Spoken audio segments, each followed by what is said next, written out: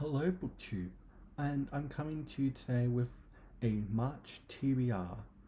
I have a lot of books here.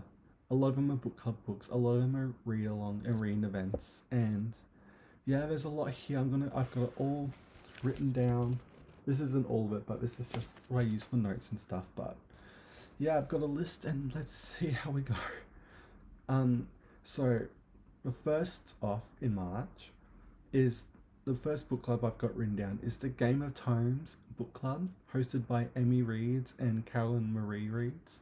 And for them, because I do like a big book for 3 months. And so for January, February, and March, we're doing The Magic Mountain by Thomas Mann. And I was like, oh, I don't want to do it over 3 months, so I'll just smash it out in a month. And so yeah, I'm going to be doing The Magic Mountain in March. I've never read it. I've only read Death in Venice by Thomas Mann, and that was like at least 6 years ago. But it's about time I, give his novel a try. And I don't know nothing. The majority of his books I'm going to mention, I'm going in blind, and I know nothing, and I love that.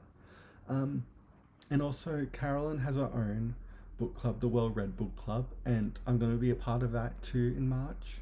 But a book hasn't been announced, but when it is, I'm going to obviously read it, and fingers crossed I have a copy, or I'll find one.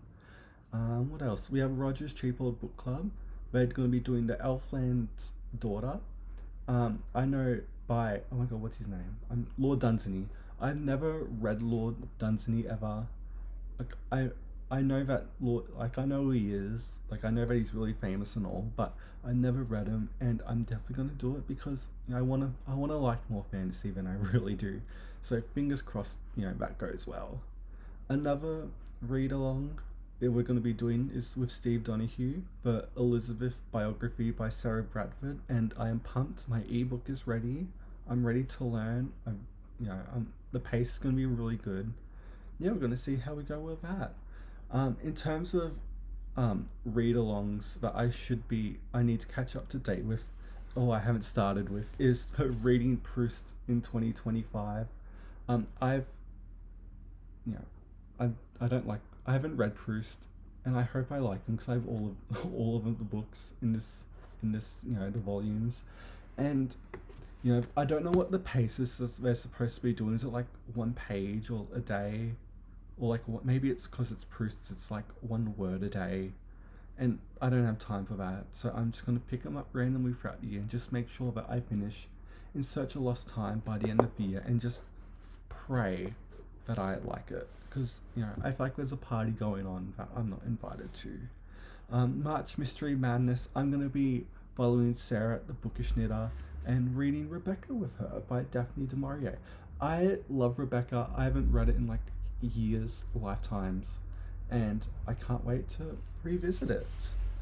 So what else do we have here? I'm trying to look now. We're going to be talking about the hardcore lit, like Benjamin McAvoy. So if you don't like him, just skip it because I've got nothing else to do in my life, so I just join in for free. And he's gonna be doing in March, as I was this no, The Sound and the Fury by Faulkner, and we'll see how we go. I've never read Faulkner. I've tried As I Lay Dying and never got through it. But because whenever I see Faulkner secondhand, because I pick him up, and so I have like so many of his books. Like I've got The Sound and the Fury, I've got Intruder in the Dust, I've got As I Lay Dying, I've got Light in August too, and so hopefully in March, I will smash out all of these and just keep the ones that I love, because I don't want to keep ones I don't like. We'll see how we go with that, and I know this is reaching ahead, but when we have Faulkner in August, I do have a collection of his short stories. And yeah, maybe I'll dip into that if I don't like the novels. So we'll see how that goes. Ben's also going to be doing Madame Bovary by Gustave Flaubert. I really like Flaubert.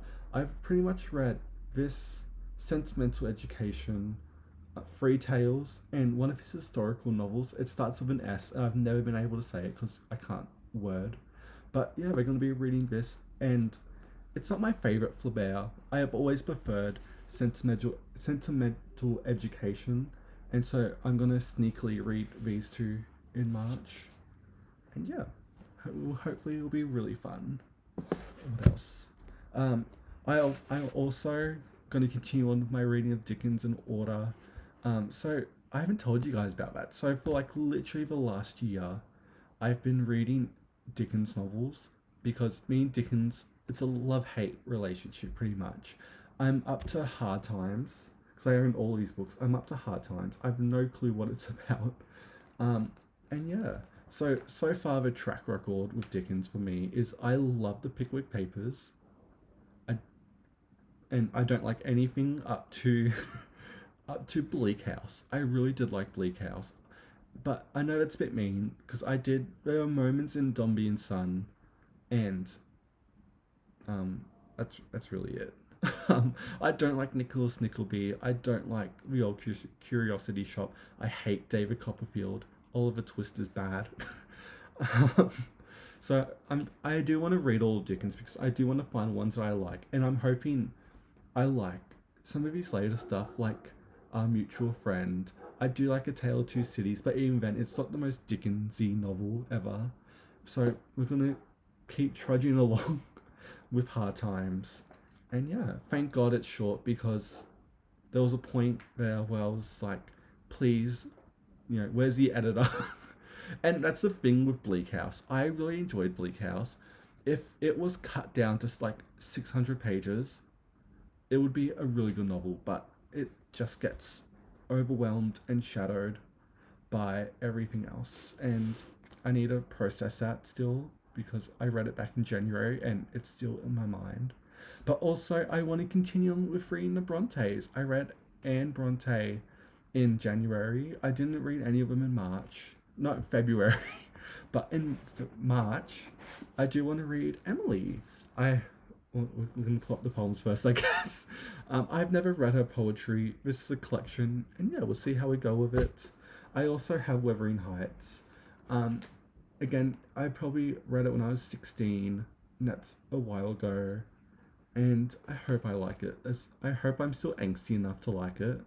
But I feel like Emily's writing is so lyrical. Like, you can tell she was a poet turned novelist in a way. Like, she's very lyrical, and I hope I still really like Wuthering Heights. So yeah, I think that's it. Oh, we got more. There's more coming up. Um, Faith in Books, her theologian book club. They're going to be doing the Question of Canon. I have that as an ebook. I am ready to go.